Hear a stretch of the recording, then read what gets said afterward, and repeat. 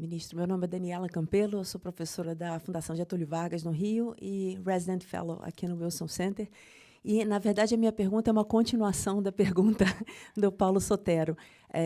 Nós sabemos que o processo concreto da realidade da vida e dos procedimentos eleitorais são conhecidos, e acredito que não haja ninguém aqui que tenha qualquer dúvida sobre esses procedimentos no Brasil, por todo o histórico de eleições corretas que tivemos desde a redemocratização. Por outro lado, nunca houve um questionamento desse processo pelo governo antes que eu me lembre no país. Então, o processo concreto das instituições é um, o processo da retórica política é outro. E, no caso da presença das Forças Armadas, pelo que se vem observando em termos de demandas de informação e questionamentos, me parece que haja uma leitura, uma desconfiança, digamos assim, antecipada em relação ao processo, e isso não foi criado pelo presidente. Essa desconfiança por parte das Forças Armadas, já se tem notícia disso no passado. A minha pergunta é, com todo esse cuidado que está sendo tomado em relação às eleições, caso haja um questionamento que possa se tornar um vídeo de WhatsApp que possa viralizar pelo país, qual é o procedimento em relação a isso? Caso alguém venha a questionar, apesar de todo o cuidado que está sendo tomado, os resultados eleitorais. O que se faz? Pois não. Professora, aqui eu lhe diria duas coisas fundamentalmente, diante da sua pergunta, que é importante. A primeira delas é que cada uma das instituições brasileiras precisa cumprir o seu papel nos limites que a legislação e a Constituição atribuem. Nós, a Justiça Eleitoral, as Forças Armadas e as outras instituições, como a Polícia Federal, que, aliás, teve um desenvolvimento extraordinário depois da redemocratização, se institucionalizou, adequadamente se aparelhou. Todas essas instituições são do Estado. Elas não pertencem à titularidade transitória de quem está no governo. Portanto, as instituições de Estado respondem a interesses permanentes e duradouros do Estado. Isso significa que esta definição coloca em xeque boa parte desses comportamentos que estão sendo mirados na pergunta que a professora acaba de fazer. Comportamentos que podem não ser coerentes com essa destinação de serem funções essenciais do Estado. E, portanto, o que tem sido dito no Brasil, esta é a segunda parte da resposta, é que nós poderemos ter um episódio ainda mais agravado do 6 de janeiro daqui, do Capitólio. Para isso, nós entendemos que há 6 condições fundamentais que podem operar para evitar que isso aconteça no Brasil. A primeira dessas condições é a Justiça Eleitoral cumprir com o seu dever de casa. E nós iremos fazer. Nós não temos nenhuma dificuldade em preparar, realizar as eleições com toda a complexidade que tem, o volume de eleitores, os milhões de mesários, tudo isso nós temos efetivamente planejado, organizado e sob controle. Feito isso, nós vamos proclamar os eleitos e vamos diplomar os eleitos no TSE e nos tribunais regionais eleitorais. Portanto, a primeira condição é que a Justiça Eleitoral não se vergue, que a Justiça Eleitoral cumpra a sua missão, e nós iremos cumprir. O judiciário brasileiro não vai se vergar, a quem quer que seja.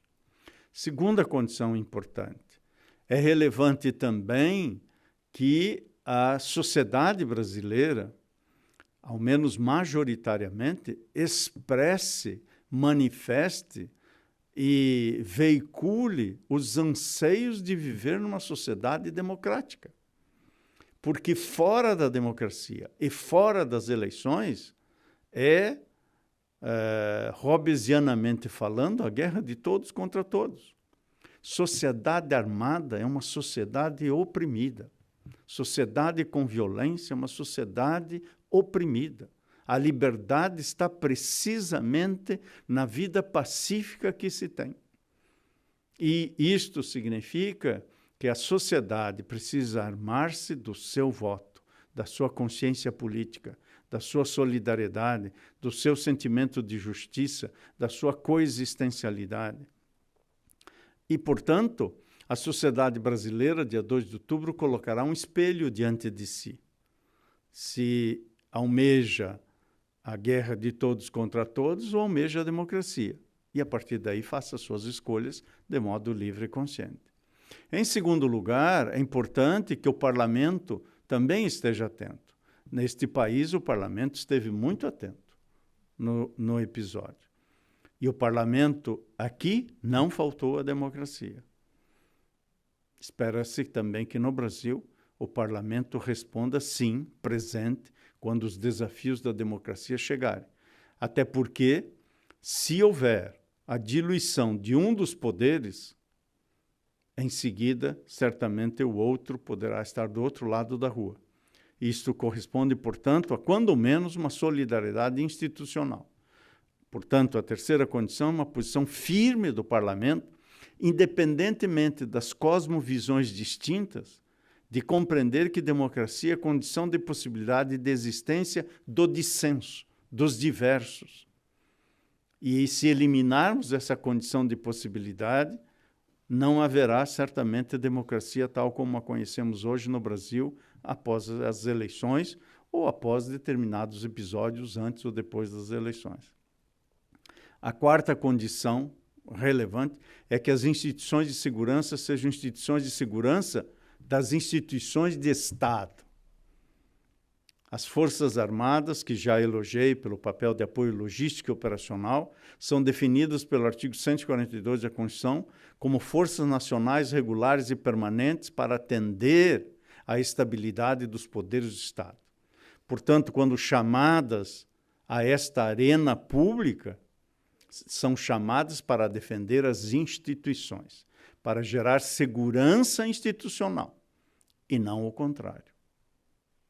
As Forças Armadas e as Forças de Segurança, polícias militares dos estados e assim por diante. Em quinto lugar, a comunidade internacional. Por isso, junto com o Dr. José Gilberto Scandiucci, do Itamaraty, e que é assessor internacional do Tribunal Superior Eleitoral, nós temos percorrido alguns países, já desde algum tempo, não é de agora, para exatamente ter diálogos como esse, para explicitar-se que a questão democrática no Brasil é a questão democrática na região, na América, e isto terá efeitos, não apenas aqui, mas em toda a Europa, pelo menos a Europa continental. E corresponde a dizer que a comunidade internacional também está sendo chamada, vocacionada a defender uma outra casa comum, para valer-me da comparação da encíclica do Papa Francisco. Lá a casa comum era o meio ambiente. Aqui, o meio ambiente, que nos é um ambiente inteiro de vida, é a democracia. E, portanto, há também um dever planetário, pelo menos no mundo ocidental, de preservar o básico da democracia liberal, que são as liberdades, os direitos fundamentais e os espaços republicanos do poder. E, por último, a atuação da imprensa, que é fundamental, a imprensa livre, com poder investigativo, presente, interrogante, instigando as questões que vão para além da epiderme dos fatos, para além da epiderme das explicações. Essas condições todas reunidas, e nós entendemos que são passíveis de serem reunidas, da importância do diálogo, da elucidação. O que estão fazendo hoje os nossos tribunais regionais eleitorais no Brasil? Nos estados, os técnicos dos tribunais estão indo às corporações militares, levam debaixo do braço uma urna eletrônica e apresentam a urna eletrônica. Alguns até fisicamente abrem a urna eletrônica, afinal de contas, muitos dizem o que tem aí dentro. Pois vamos ver o que é o RDV, que é o Registro Digital do Voto, que está ali na urna eletrônica. Como, na verdade, se processa a digitação dos votos e o seu registro e a memória. Portanto, é levar a esclarecimento, é levar a elucidação. para que nós consigamos, e isso está sendo feito em 27 estados, isso está sendo feito nas universidades. Nós temos também, ao mesmo tempo, um programa de combate à desinformação. Há uma Frente Nacional de Desinformação que diariamente mais de 2.200 pessoas atuam só nisso, na justiça eleitoral. Nós agora, não faz muito tempo, implantamos um sistema de alertas ao combate à desinformação. Portanto, no sítio eletrônico do tribunal, qualquer notícia falsa pode ser denunciada e nós temos um conjunto de entidades que fazem checagem junto conosco, nós podemos apurar imediatamente. Ou seja, nós estamos, portanto, dando respostas céleres a esse conjunto de questões, o que significa que colocamos a tecnologia a favor da defesa da democracia e da justiça eleitoral. Dialogar, agir, abrir-se para o debate, mas, ao mesmo tempo, com a premissa de que a democracia, de fato, é inegociável. Partindo dessa premissa, os diálogos podem frutificar. Então, é isso que eu lhe diria, professor. Eu sei que sua questão é mais complexa do que isso, mas é até aí que eu alcanço na resposta.